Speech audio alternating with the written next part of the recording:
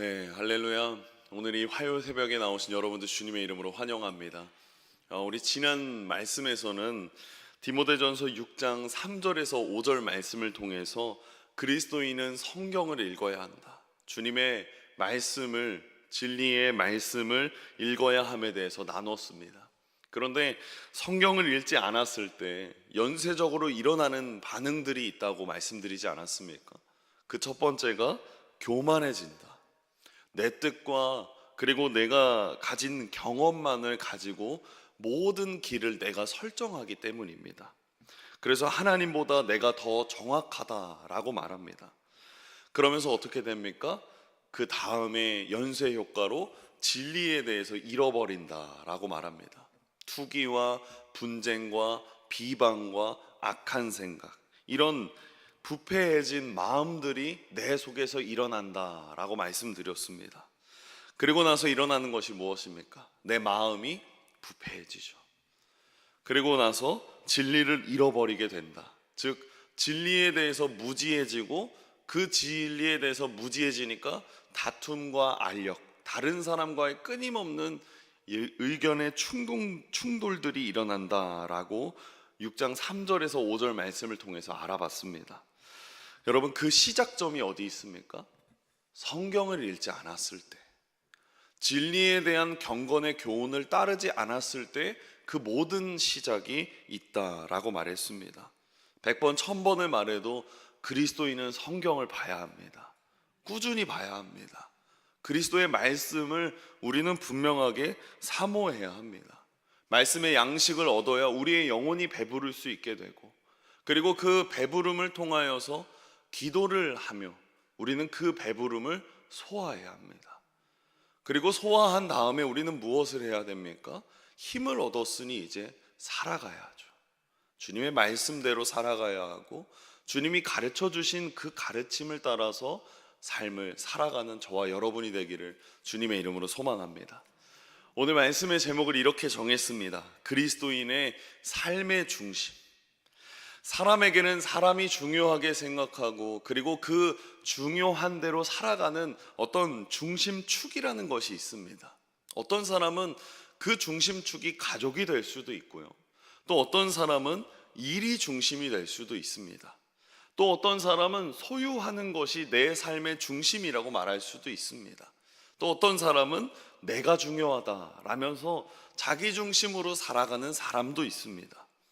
그렇다면 그리스도인의 삶의 중심, 그리스도인이 정말 내 삶의 중심에 둬야 되는 것이 무엇이겠습니까? 오늘 바울은 이렇게 말합니다.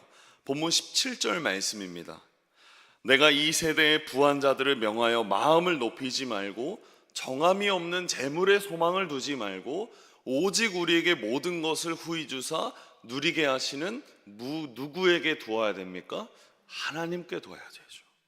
바울은 그리스도인의 삶의 중심에 두어야 하는 한 가지를 제시합니다. 바로 모든 것을 후히 주시는, 그리고 누리게 하시는 하나님께 소망을 두라라고 말합니다. 그러면서 제시하는 것이 있습니다. 17절 중반 부분의 파란 부분에 보십시오. 정함이 없는 재물에 소망을 두지 말고 라고 말합니다. 여기서 이 정함이라는 것은 기한이 없다라는 겁니다. 왜 정함이 없는 재물에 소망을 두지 말라고 말합니까? 10절 말씀에 이렇게 말합니다. 우리 함께 합독하겠습니다. 돈을 사랑함이 일만하게 뿌리가 되나니 이것을 탐내는 자들은 미혹을 받아 믿음에서 떠나 많은 근심으로써 자기를 찔렀도다. 사도 바울은 자신의 진심을 담아서 표현합니다. 돈을 사랑하는 것이 일만하게 뿌리가 된다. 그가 사랑하는 디모데와 그리고 에베소 교회 사람들에게 선언하는 것입니다. 돈을 사랑하는 것이 일만하게 뿌리가 된다. 모든 악의 근원이자 모든 악의 시작점, 모든 악의 출발하는 자리가 어디입니까? 돈을 사랑하는 것입니다. 그러면 그 돈을 사랑하면 어떤 악이 발생하느냐? 바울은 9절에서 이렇게 말합니다. 우리 합독하겠습니다. 구하려 하는 자들은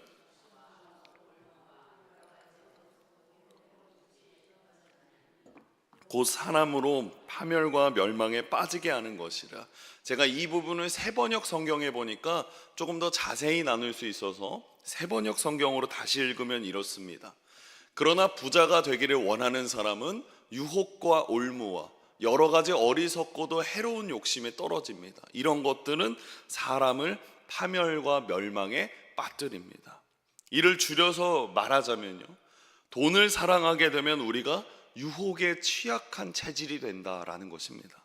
세상에 사단에게 쉽게 흔들리고 쉽게 마음이 빼앗긴다라는 거죠. 돈의 달콤함, 돈의 유혹함에 빠져서 우리로 하여금 누구를 잊어버리게 되는 것입니까? 그리스도인의 삶의 중심이었던 하나님. 정말 무서운 것은 9절 속 후반절입니다. 이런 것들은 사람을 어디에 빠뜨립니까? 파멸과 멸망에 빠뜨립니다.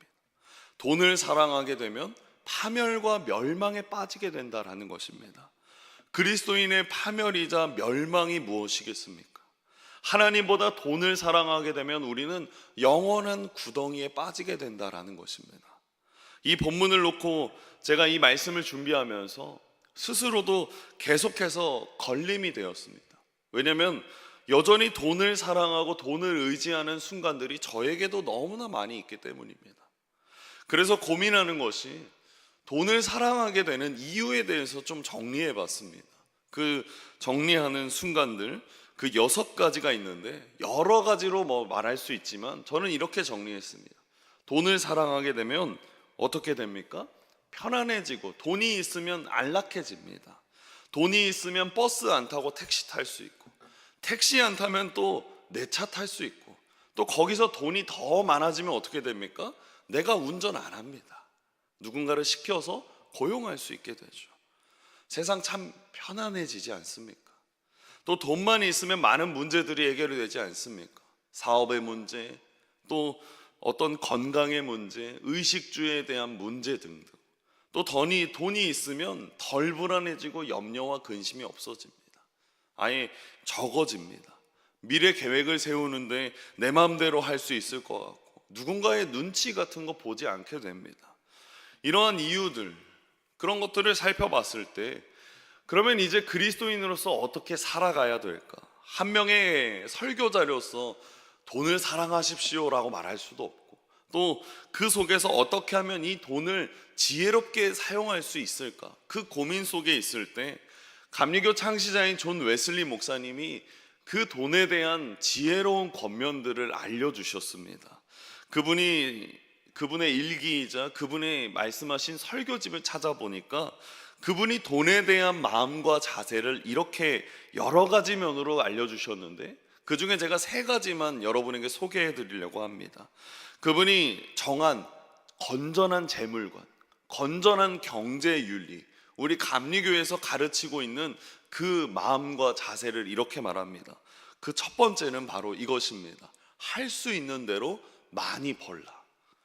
게으르게 살지 말고 경험과 지혜를 사용해서 건전한 방법으로 돈을 할 수 있는 대로 많이 벌라라고 말했습니다. 그리고 나서 중요한 것은 2번째입니다. 할 수 있는 대로 많이 저축하라. 자기 자신과 그리고 가족에게 필요한 만큼 돈을 사용하고 낭비하지 말라라고 말했습니다. 이는 곧 술, 담배, 미식주의, 도박, 사치스러운 의복과 장신구에 신경 쓰지 말고, 명예욕이나 권력을 위해서도 쓰지 말고, 자녀들을 위한 과도한 소비도 금하고, 선행을 위해서 최대한 많이 저축하라 라고 가르쳤습니다. 그리고 나서 3번째가 바로 할 수 있는 대로 많이 줘라, 나눠줘라. 내 돈을 하나님께 드려야 되고, 내 것을 이웃에게 나눠줘야 되고, 이것이 돈을 거룩하게 사용하는 청지기임을 기억하라 라고 말했습니다. 사실 제가 이 부분에 대해서 논하는 것 자체가 아직 세상 물정을 모르는 나이일 수도 있고, 여기 계신 여러분들보다 적은 경험을 갖고 있을 수도 있습니다. 그리고 그것이 사실입니다. 하지만 믿음의 선배들도 이 3가지를 중심으로 설교하고 가르쳤고, 오늘 디모데전서 6장 10절에서도 바울이 이렇게 말합니다. 돈을 사랑하는 것이 일만하게 뿌리가 된다. 왜 돈을 사랑하는 것이 일만하게 뿌리가 됩니까? 제가 이 말씀을 준비하면서 여러 이유가 있지만 한 가지로 시간 관계상 말씀드리고자 합니다. 왜 돈을 사랑합니까? 다 인생의 주어가 나이기 때문입니다. 다 인생의 중심이 나이기 때문이라는 것입니다.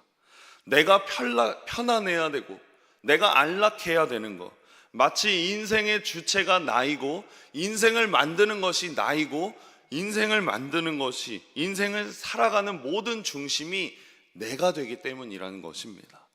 그래서 내가 주체가 되면 무엇입니까? 사람은 쉽게 교만해집니다.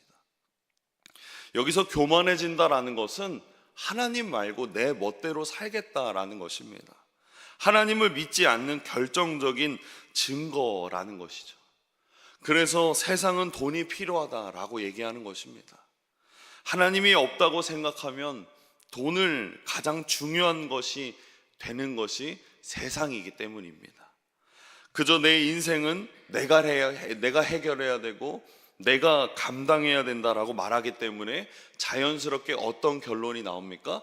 돈이 세상에서 최고다라고 말하는 것입니다. 그런데 여러분, 그리스도인은 알고 있지 않습니까? 우리는 매일매일 고백하고 있지 않습니까? 내 인생을 책임지실 분이 누구이십니까? 내 인생을 완벽하게 보호하실 분이 누구이십니까? 내 인생은 누구의 것입니까? 살아계신 주님이 우리를 책임져 주십니다.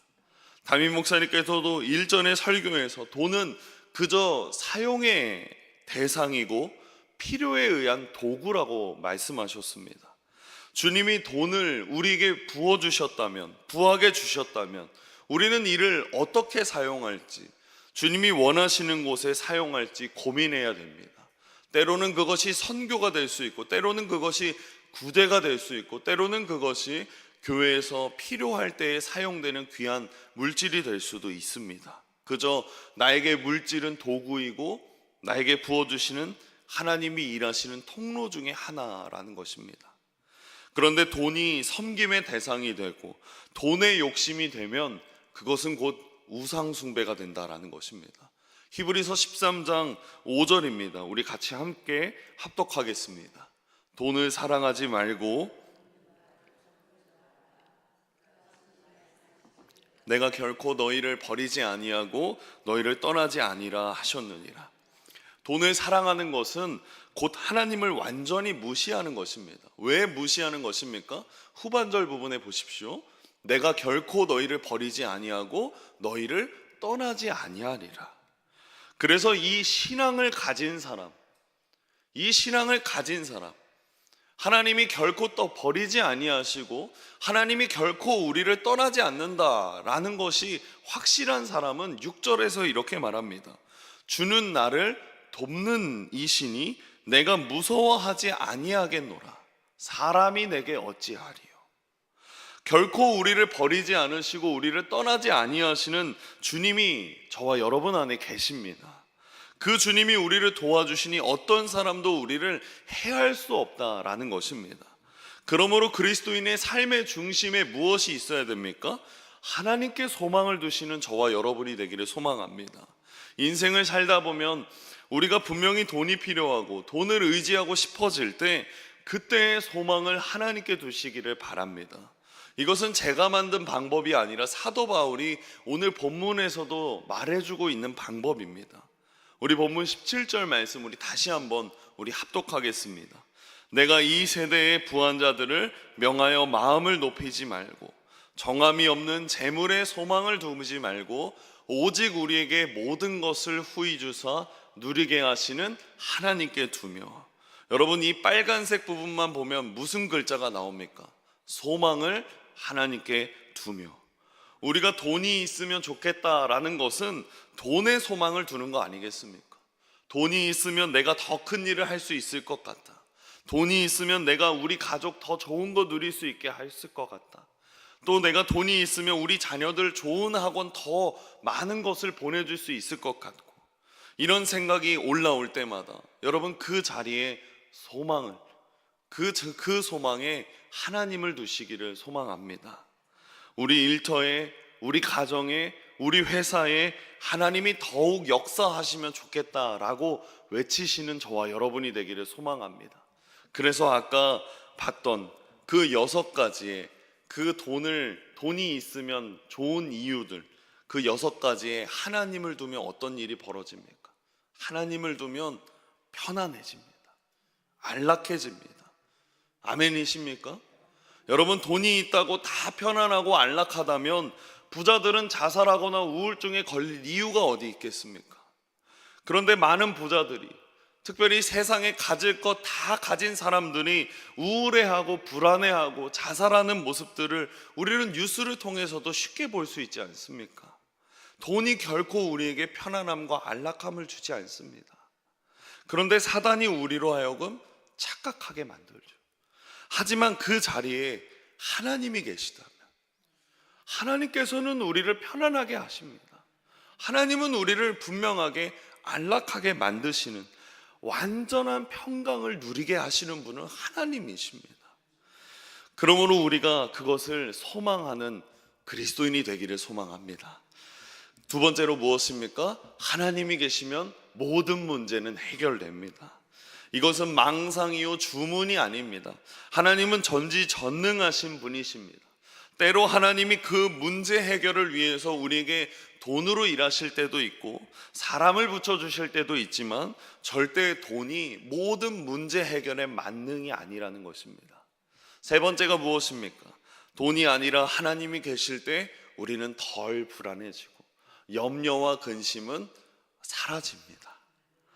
네 번째로, 돈이 미래를 계획하는 것이 아니라 하나님이 내 인생의 목자가 되시고 인도자가 되실 때 내 인생의 미래의 계획은 더욱 분명해지고 명확해진다라는 것입니다. 다섯 번째로, 여러분, 하나님이 내 삶의 주인이 되실 때, 이 자리에 하나님이 계실 때 내 마음대로 내가 하고 싶어진 대로 하는 것이 아니라 하나님 하고 싶어지는 대로, 하나님의 뜻을 따라가는 사람이 되는 것이 그리스도인의 삶의 중심인 줄 믿습니다. 왜 그렇습니까? 하나님 마음이 가는 곳에 내 눈이 가게 되고 내 마음이 가게 되는 것, 그것이 정말로 복인 줄 믿습니다. 마지막 여섯 번째는, 돈의 자리가 힘과 권력을 누리고 눈치 안 보게 하는 것이 아니라 그 자리에 하나님이 계시면 눈치 안 보게 되고 힘과 권력을 오히려 누리게 됩니다. 여러분, 한 가지 여쭤보고 싶습니다. 예수님은 물리적으로 가지신 것이 많으셨습니까? 예수님은 가지신 게 없으셨던 가난하신 분이셨습니다. 그러면 또 하나 물어보고 싶습니다. 여러분, 예수님이 아무것도 안 가지셨기 때문에 눈치 보셨습니까? 예수님은 눈치 안 보셨습니다. 왜 그렇습니까? 하나님으로 충만하시니까 세상 눈치 볼 이유가 어디 있습니까? 이러한 하나님으로부터 충만한 사람, 하나님이 정말 내 삶의 중심이 되시는 사람은 세상으로부터 오는 인정과 권력으로부터 자유함을 누립니다. 눈치 보지 않습니다. 여러분, 하나님께 소망을 두는 것이 그리스도인의 삶의 중심입니다. 그때 우리가 비로소 진정한 감사를 되찾게 되는 것입니다. 오늘 몇 구절을 함께 살펴봤었는데 거기서 동일하게 나오는 표현이 있습니다. 바로 자족하는 마음입니다. 오늘 본문 6절과 8절 말씀을 보십시오. 그러나 자족하는 마음이 있으면 경건은 큰 이익이 되느니라. 우리가 세상에 아무것도 가지고 온 것이 없음에 또한 아무것도 가지고 가지 못하리니 우리가 먹을 것과 입은 것이 있은즉 족한 줄로 알 것이니라. 자족하는 마음, 그것은 그리스도인의 삶의 중심을 사도 바울이 이렇게 자족하는 마음이라고 이야기하는 것입니다. 히브리서 13장 5절도 똑같습니다. 돈을 사랑하지 말고 있는 바를 족한 줄로 알라. 성경 곳곳에 자족하는 마음, 감사하는 마음, 그것은 곧 우리가 훈련해야 되는 그리스도인의 필요한 부분인 줄 믿습니다. 감사하는 것이 무엇입니까? 내가 가지고 있는 것, 내가 누리고 있는 것이 누구로부터 왔는지 분명하게 안다면 분명하게 고백되어지는 표현이 감사하는 것, 자족하는 것입니다. 말씀을 맺겠습니다. 여러분, 사도행전 3장 6절에 베드로가 성전 미문에 앉아있는 안진뱅이에게 이렇게 말합니다. 은과 금은 내게 없거니와 내게 있는 이것을 내게 주노니 나사렛 예수 그리스도의 이름으로 일어나 걸으라 하고, 그 안진뱅이, 성전 미문에 앉아있는 그 안진뱅이가 어떻게 말합니까? 돈을 주십시오라고 말합니다. 이 안진뱅이의 모습이 마치 제 모습과 같았습니다. 돈이 있으면 내 인생이 달라지고, 돈이 있으면 내가 먹고 살 수 있고, 돈이 있으면 내가 가진 병을 고칠 수 있을 텐데, 진짜 해결되는 방법이 무엇인지 모른 채 그저 돈만 간구했던 제 모습을 이 안진뱅이를 투영해서 보게 되었습니다. 그런데 베드로가 이렇게 말합니다. 은과 금은 내게 없다. 그러나 내게 가진 이것을 너에게 준다. 나사렛 예수 그리스도의 이름으로 일어나 걸어라. 그리고 기적이 일어나지 않습니까? 그 말씀을 묵상하면서 제 자신을 돌아보게 되었습니다. 내 지갑에 있는 현금, 내 계좌에 있는 돈, 그것은 잊어버리지 않으려고 잘 챙기면서 나사렛 예수 그리스도의 이름, 정말 내 삶의 이름, 진정으로 내 삶의 중심이 어디에 있었는지 몰랐던 제 모습을 다시 한번 되돌아보게 되었습니다. 여러분, 모든 소망을 하나님께 두시기를 소망합니다. 우리의 모든 문제 해결은 하나님께 있습니다. 우리 모든 문제의 모든 근원의 행복은, 그리고 해결은 하나님께 있음을 고백하시는 저와 여러분이 되기를 소망합니다. 그래서 진정으로 내 삶의 중심에 무엇을 두고 있는지를 생각해보고 고민해보고 오늘 말씀 앞에서 되돌아보는 저와 여러분이 되기를 주님의 이름으로 소망합니다. 기도하겠습니다. 돈을 사랑하는 마음, 그 마음이 아니라 정말 하나님을 사랑하는 마음으로 우리 모두가 회복할 수 있도록 하나님 도와주시옵소서. 모든 소망은 하나님께 있음을 고백합니다. 하나님보다 돈을 더 사랑했던 마음을 이 시간 회개합니다. 돈이 내 삶을 편안하게 만들 줄 알았으며, 돈이 내 미래를 계획하게 해줄 줄 알았으며, 돈으로 하여금 권력과 힘을 누리게 해줄 줄 알았던 우리의 모습을 하나님 회개합니다. 내 안에 부끄러운 모습을 볼 때마다 도와주시고 주님의 말씀으로 나 자신을 매일 점검할 수 있도록 역사하여 주시옵소서. 그래서 하나님의 지혜를 소유하여서 최대한 많이 벌고, 그리고 최대한 많이 나눠줄 수 있고, 최대한 많이 하나님께 드릴 수 있도록 하나님 허락하여 주시옵소서. 특별히 담임 목사님을 위해 기도합니다. 늘 영육간에 강건하게 하시고 말씀과 기도 가운데 성령의 뜨거움이 일어나게 하시고, 우리는 목사님의 목회 방침 아래에서 하나 되는 공동체를 이루기를 원합니다. 우리 교회 안에 날마다 성령의 역사가 끊어지지 않도록 이끌어 주시옵소서. 또한 몸과 마음이 아픈 환우들이 있습니다. 주님의 손으로 붙드셔서 각각의 병을 만져주시고 치유하여 주실 줄 믿습니다. 치유의 역사를 경험하여서 우리 모두 주님께 영광을 돌리도록 도와주시옵소서. 주님, 특별히 우리의 마음을 위해 기도합니다. 하나님, 우리 마음이 재물에 두는 것이 아니라, 돈을 사랑하는 것이 아니라 오직 하나님께 소망을 둘 수 있도록 우리 그리스도인들이 삶의 중심에 하나님이 계시도록 역사